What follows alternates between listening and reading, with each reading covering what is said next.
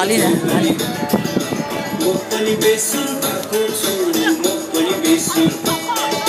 म पनि रहेछ बोलीमा म पनि रहेछ बोलीमा म पनि रहेछ बोलीमा